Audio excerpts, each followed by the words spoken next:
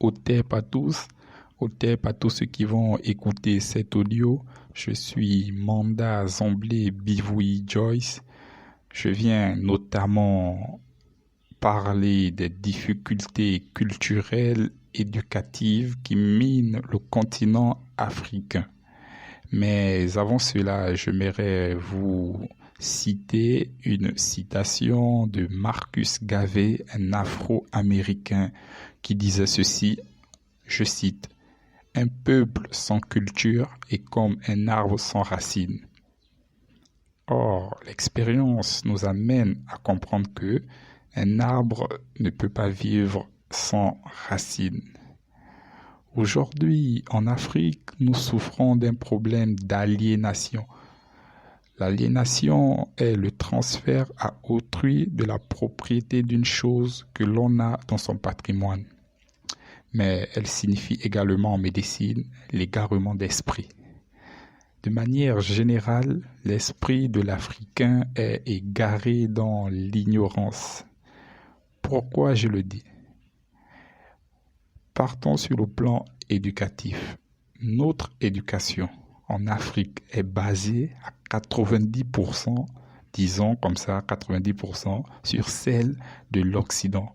Or, nous avons une culture extrêmement riche que nous ne valorisons pas assez ou du moins pas. Vous savez, c'est choquant aujourd'hui de voir que certains étudiants africains maîtrisent parfaitement la culture espagnole, française, anglaise, etc. Par contre, celle des pays africains, ils ne savent rien de ça. Rien de Lumumba, rien de Thomas Sankara, rien du mur du Bénin, rien des tirailleurs sénégalais et j'en passe. Un autre fait, les langues officielles sont étrangères. Dans la quasi-totalité des écoles africaines, nous utilisons des langues qui ne sont pas de nous, mais de nos colons, ceux qui nous ont colonisés. Pourtant, dans nos pays respectifs, nous avons plusieurs langues propres à notre culture, mais ces dernières ne sont jamais prises en compte dans nos écoles et universités. On est toujours basé sur les langues occidentales. Pourtant, la culture est le socle d'un peuple, d'une nation. Un peuple qui n'a pas de culture, un peuple qui n'a pas de culture n'existe pas. C'est impossible de voir un peuple c'est impossible de voir un peuple exister sans culture. Mais nous, qu'est-ce qu'on nous fait ? On nous formate nos cerveaux. On nous formate sur tous les plans. Et le moyen le plus facile de formater notre cerveau, c'est l'éducation. Aujourd'hui, vraiment, ça fait mal que nous, on maîtrise parfaitement la culture occidentale, disons de certains pays de l'Occident.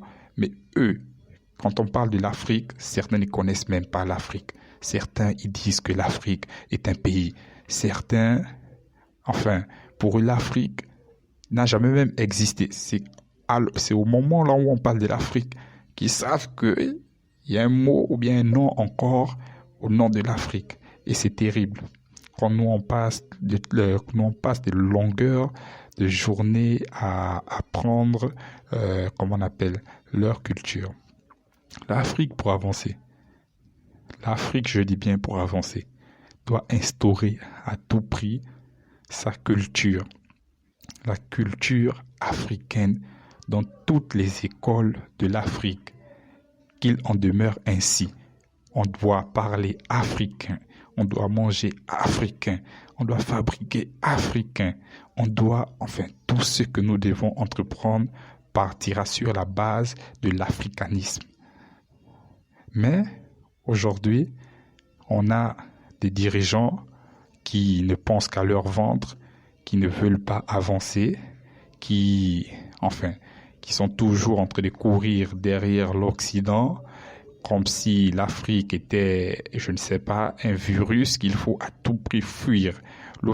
le fait le plus choquant est de savoir que l'Afrique est le berceau de l'humanité.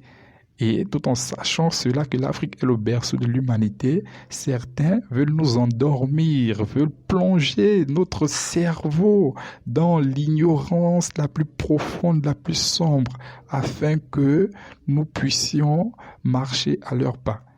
Nous sommes au XXIe siècle. Les siècles ne font qu'avancer. L'Afrique doit se réveiller. Les Africains doivent prendre conscience que une Afrique unie, et on peut construire en fait l'Afrique sans l'Occident. La preuve en est-il que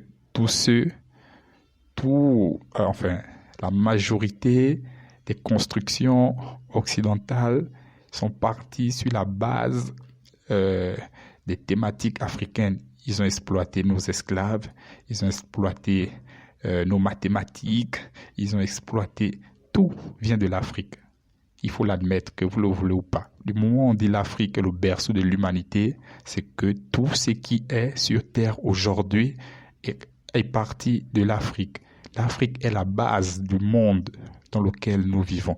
Mais pourquoi tout le temps, c'est nous qu'on doit piller? Mais pourquoi tout le temps, c'est nous qu'on doit tuer? Pourquoi tout le temps, c'est chez nous qu'on doit avoir des guerres? Pourquoi nous plonger dans une haine réciproque envers les Africains? Les Africains ne peuvent pas comprendre cela parce que notre éducation déjà ne nous appartient pas, parce que nous cherchons à imiter, nous cherchons à fuir notre continent pour aller investir à l'Occident, et c'est choquant. Vraiment, c'est ce que je voulais dire dans cet audio, que l'Afrique, que la jeunesse africaine prenne conscience, que mes frères noirs sachent que nous pouvons faire avancer l'Afrique. L'Afrique a du potentiel extraordinaire. On a brisé déjà les chaînes de l'esclave, les chaînes qui étaient liées à nos mains, à nos pieds. Maintenant, il faut briser les chaînes qui sont liées dans nos cerveaux. Les chaînes qui sont liées dans nos cerveaux, je répète, nous devons les briser afin que nous puissions faire avancer l'Afrique, et que l'Afrique soit aussi à l'échelle mondiale de toute la planète Terre. Berceau de l'humanité, c'est pas tombeau de la cruauté. C'est que la vie a commencé en Afrique. Si la vie a commencé en Afrique, c'est que toutes les démarches scientifiques, que ce soit éducationnelles, que ce soit la médecine, que ça soit, comment on appelle ça, les expériences, toutes sortes d'expériences est partie sur la base de l'Afrique. Jeunesse africaine, réveille-toi. Jeunesse africaine, réveille-toi. Je ne te demande pas d'être révolté contre les colons. Je ne te demande pas de faire la guerre aux colons. Je ne te demande pas de tuer, de faire des mauvaises pratiques, des pratiques négatives. Je te demande juste de t'éveiller et de faire avancer le continent africain, parce que nous avons tout pour réussir. Alors, qu'est-ce qui nous empêche de réussir? Pourquoi faut-il que ce sont les Chinois qui viennent toujours construire nos routes? Pourquoi faut-il que ce sont les Français qui viennent toujours mettre élire des présidents dans nos pays?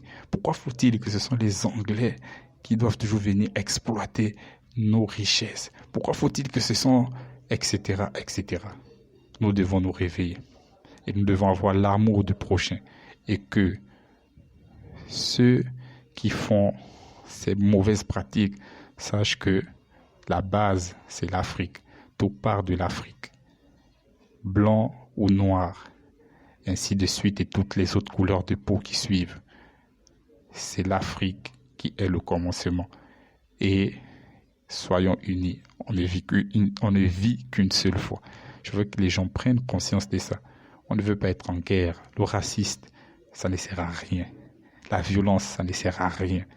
Tout ceci, nous allons laisser. Il faut qu'on construise un monde meilleur pour la nouvelle génération, pour nos enfants, ceux qui vont venir, ainsi de suite, pour qu'ils puissent être unis et solidaires. Réveillons-nous. Réveillons-nous. Éveillez vos consciences. Que Dieu vous bénisse. Amen.